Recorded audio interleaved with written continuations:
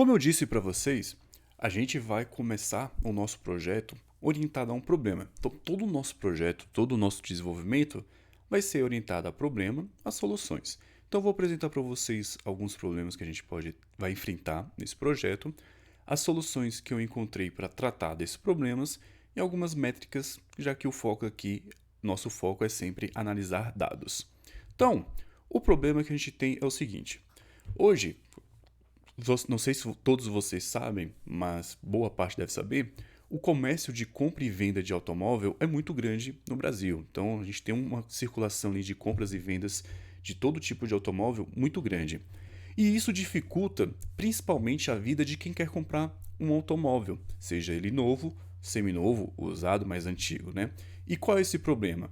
A gente tem essa dificuldade de monitorar preço desses automóveis que nós queremos comprar. Então, por exemplo, eu quero comprar, por exemplo, ali um HR-V, né? 2018, 2020, etc. Um seminovo, não vou falar nenhum novo, um seminovo.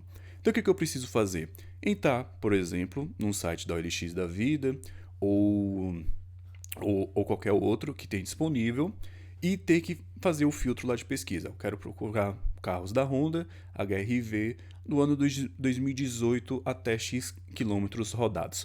Quanto esse carro tá? E vai me retornar uma lista enorme de opções, tanto pessoas físicas vendendo o carro, como outras empresas vendendo o carro.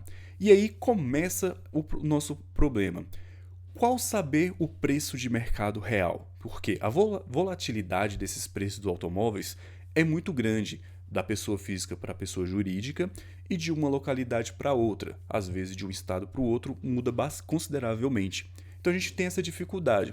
E algumas pessoas se dispõem a ir para outro estado a comprar um automóvel. Então, tem gente que sai de Brasília e vai para o Goiás, tem gente que sai de Brasília e vai para São Paulo para comprar um carro. Não tem esse problema, não tem esse impedimento. Então, algumas pessoas fazem isso. Então, para a gente saber se você, para você saber se você está comprando um carro a preço de mercado, ou barato, ou está muito caro, o que você precisa fazer? Você precisa entrar num site e procurar, precisa procurar na tabela FIPE, que às vezes nem sempre reflete o preço de mercado.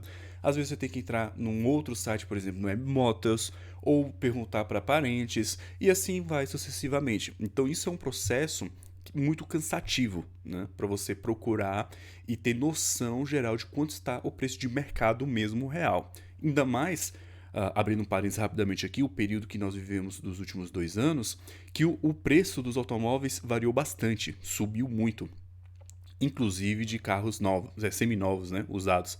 Então, a gente tem esse problema. E o que a gente precisa fazer então para solucionar esse problema? A gente precisa desenvolver alguma aplicação. Você, como um cientista de dados bem preparado, então você, como um cientista de dados com pensamento analítico e de resolução de problema, então você já pensou: pô, como é que eu posso fazer isso? Como eu posso ter uma visão geral e fácil sobre os preços dos automóveis? Então, uma das formas é o quê? Desenvolvendo uma aplicação com esses valores, desses preços, né? Então, para ter o quê? Uma visão geral sobre esses valores, de fácil entendimento, de fácil acesso, né? Então, os dados têm que estar centralizados, principalmente. Você não vai mostrar uma tabelona para o seu cliente, ou para você mesmo, ou para quem está interessado. Então, você pega e faz o quê? Desenvolve algo com essa visão de fácil entendimento e fácil acesso. Então, você cria um sistema com filtros que as pessoas procurem a partir do que interessa para analisar e comparar os preços.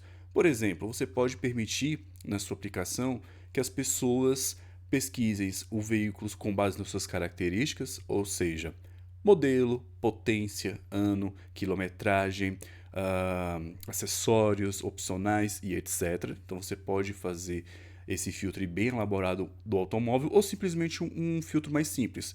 Você seleciona a marca, o modelo e o ano do automóvel e pronto, apresenta ali os dados sobre a partir daquele filtro.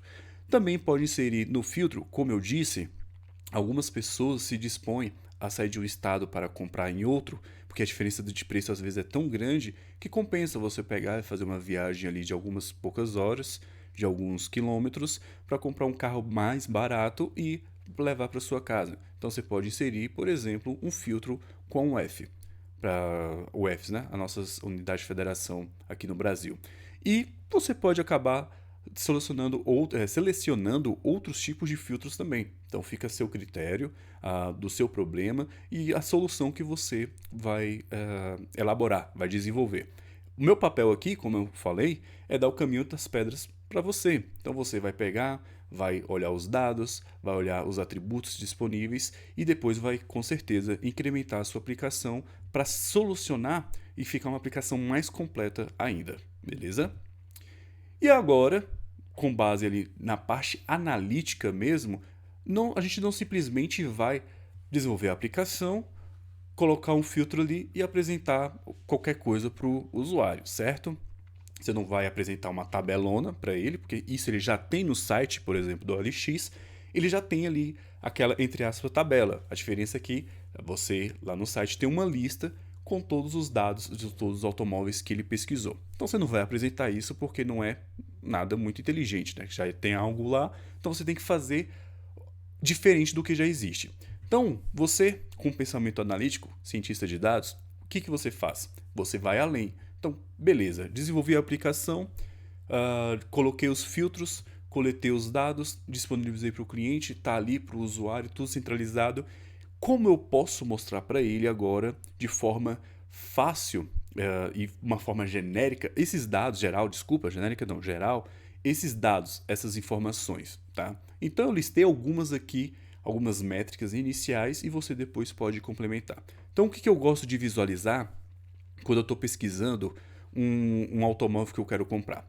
Eu gosto de visualizar o valor médio ao longo do tempo, muito semelhante para quem já usou o Buscapé, os outros sites de comparativos de preços de diferentes produtos que você, celular, por exemplo, computador, você procura lá no Buscapé, eu quero comprar um computador da Apple. Aí você pesquisa, coloca lá e vai apresentar. E vai ter a opção visualizar, analisar o histórico de preço e vai te mostrar um gráfico de linhas com o preço médio, né? Às vezes com mínimo, máximo, às vezes só o preço médio. Então o preço médio ali, ou o preço mínimo, pode ser. Geralmente é o preço mínimo, se eu não me engano. Vai apresentar ali. Então no dia tal o preço mínimo foi um, no dia tal foi outro, e te mostra uma linha com esses preços médios, tá?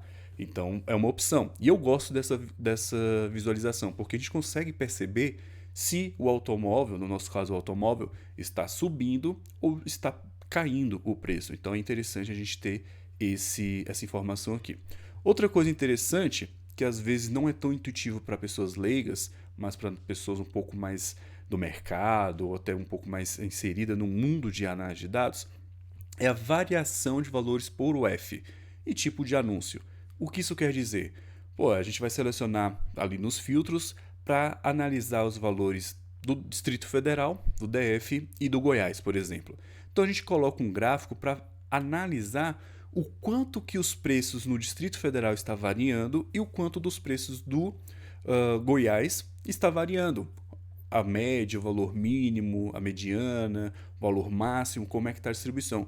E isso é interessante, porque você tem uma noção, quando a gente começar a desenvolver o gráfico, você vai ter essa visão mais palpável de como está o comparativo do preço das duas UFs.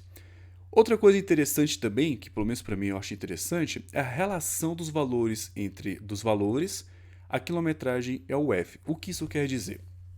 Nós sabemos, na prática, né, um conhecimento ali negocial, que um carro, quanto maior ele tiver de quilometragem, quanto mais quilômetros tiver rodado, o preço dele tende a ser menor, certo? E a gente não sabe qual é essa proporção para diferentes UFs. Por exemplo, no DF, os carros têm uma relação diferente de São Paulo. Então, dependendo da quilometragem rodada aqui no DF, o comportamento de valor dos dados pode ter um diferente do de São Paulo. Então, de São Paulo pode ter outro. E isso é uma informação que a gente já sabe de negocial, a gente já sabe que isso acontece. Então, quanto mais o carro está rodado, menos é o valor dele. Só que para diferentes UFs pode ter, em diferentes UFs, pode ter essa relação de valores de quilometragem diferente entre elas. Então é legal da gente visualizar, pô, no Distrito Federal tá tendo essa relação e no Goiás não tá tendo a mesma relação, tá menos, tem uma relação menor e etc, né? E algo aqui, um extra que eu coloquei, que é a quantidade de frequência de anúncios por câmbio, direção e cor. O que isso quer dizer? Pô, do modelo que eu pesquisei, quantos automóveis são ali, por exemplo, de direção hidráulica e direção elétrica? Do automóvel, do modelo que eu pesquisei, quantos tem câmbio manual e câmbio automático? E da pesquisa que eu fiz, qual é a frequência de cor? Preto, branco, vermelho, prata e etc. Então, isso são informações que talvez seja interessante a título de conhecimento, curiosidade mesmo. Isso aqui pode ser, principalmente para quem está vendendo um carro, pode saber assim, pô, pode pensar, olha, o HRV ele tá tendo mais carro prata, né? Ali entre DF e Goiás, ou pode fazer uma pesquisa para São Paulo e ver que é o preto, e assim sucessivamente. Então essas são as métricas que eu vou visualizar no meu gráfico. O valor médio ao longo do tempo, a variação de valores por UF e o tipo de anúncio, como eu citei anteriormente, podemos ter pessoas físicas anunciando seu automóvel e pessoas jurídicas, ou seja, outras empresas. A relação de valores, quilometragem e UF e a frequência de anúncios por câmbio, direção e cor. Beleza?